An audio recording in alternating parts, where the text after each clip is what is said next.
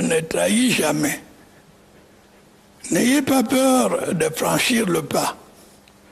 Soyez les entrepreneurs agricoles dont le Cameroun a besoin. 2016, des jeunes Camerounais très attentifs au discours présidentiel du 10 février ont retenu l'essentiel. La terre ne trahit jamais. Ce sera le début de leur aventure dans le monde agro-pastoral, une motivation absolue qui va les pousser à oser affronter les métiers de la terre. Autour de l'initiateur du projet Armand Doudio, ce groupe de jeunes Camerounais va se lancer sur le terrain de la formation des acteurs, la recherche des espaces cultivables, des partenaires institutionnels et privés, des partenaires financiers pour changer le destin des producteurs. Pour élargir son champ d'action, le groupe va migrer progressivement en Caisse agro-pastorale du Cameroun Investment, Communauté camerounaise des acteurs agro-pastoraux, Confédération camerounaise des acteurs agro-pastoraux et enfin Confédération africaine des acteurs agro-pastoraux pour aller à la conquête de l'Afrique, booster la production locale dans nos pays, limiter les importations, créer des emplois afin que les jeunes tournent définitivement le dos à l'immigration clandestine.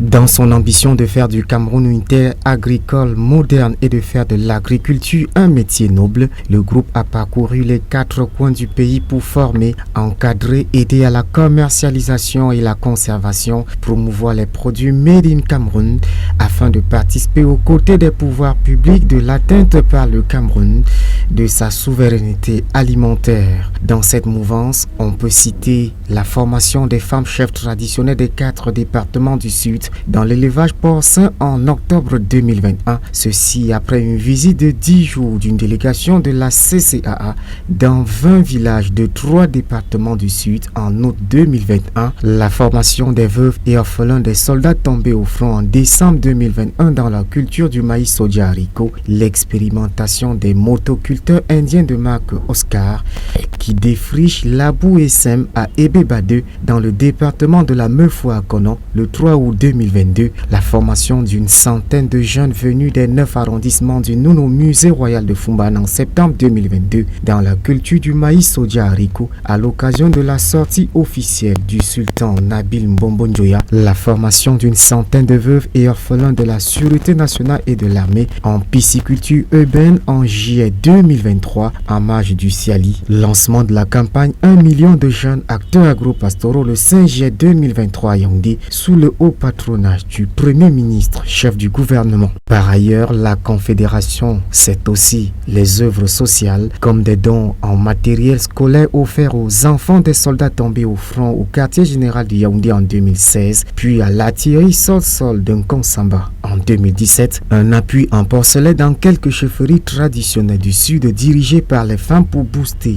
la production dans cette région. Le don d'un motoculteur italien de marque Oscar au roi Nabil Mbombonjoya le 4 août 2022 à Fumban pour encourager la mécanisation de l'agriculture dans le Noun, un appui en sujet soit 4 porcelaines de race Neymar pour faire du Onkam un grand bassin de production de la viande porcine. Sur le chemin de la recherche des partenariats, la Confédération se fait accompagner depuis le départ par les ministères de tutelle.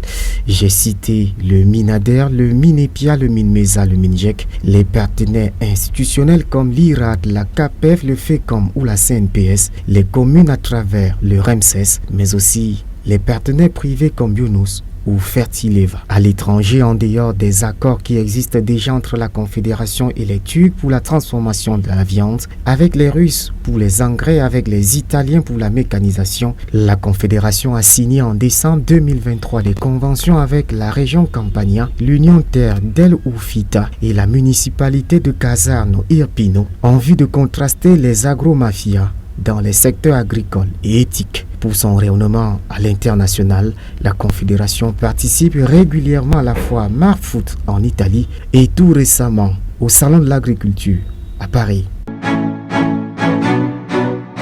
Le 22 décembre 2023 a marqué un tournant décisif dans l'ambition de la Confédération de nourrir les Africains et mettre les populations à l'abri des crises mondiales qui pénalisent très souvent le continent. À la faveur d'une assemblée générale extraordinaire à laquelle prenaient part les représentants d'une dizaine de pays africains, le groupe est devenu la Confédération africaine des acteurs agro-pastoraux. Les fils du continent ont décidé ce jour-là d'unir désormais leurs forces pour défendre leurs intérêts. Il est question de créer un réseau africain de modernisation du secteur agropastoral en s'appuyant sur les opportunités offertes par la zone de libre-échange continentale africaine ZLECAf pour relever les défis du marché unique africain et gagner le combat de la souveraineté alimentaire africaine.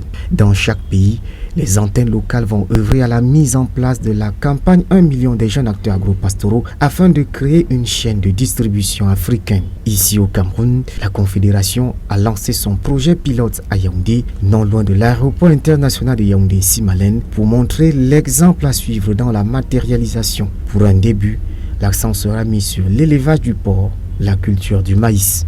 Sur le chemin de la modernisation et de la professionnalisation du secteur agropastoral, justement, la Confédération a signé une convention avec la société française Amaya le 17 avril 2024 à Yaoundé pour la digitalisation agricole. Parce que eux ont la connaissance du terrain, ils sont là très très proches.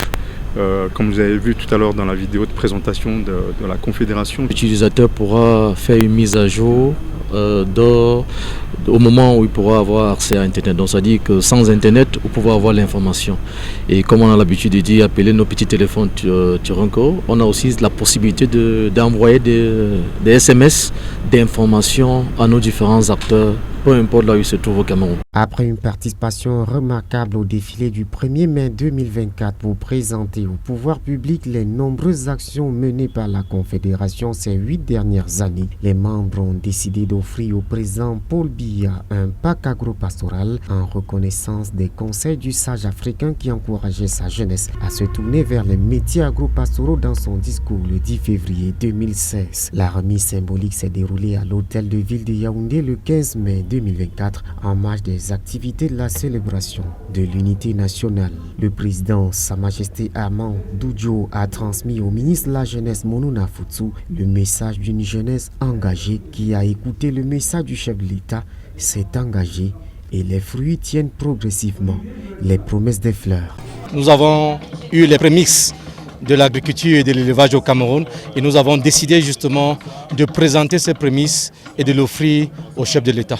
La Confédération demande au gouvernement de nous accompagner institutionnellement, de nous accompagner financièrement, de nous accompagner matériellement et surtout de nous encadrer sur le plan institutionnel. Désormais à la conquête de l'Afrique pour changer le destin des producteurs, la C3A est prête pour accompagner les acteurs dans la formation, l'appui technique, l'appui en intrants et en semences, la conservation, la transformation et la commercialisation des produits. Avec le soutien des États, des partenaires institutionnels et privés, des bailleurs de fonds, des mécènes et autres, nous y parviendrons.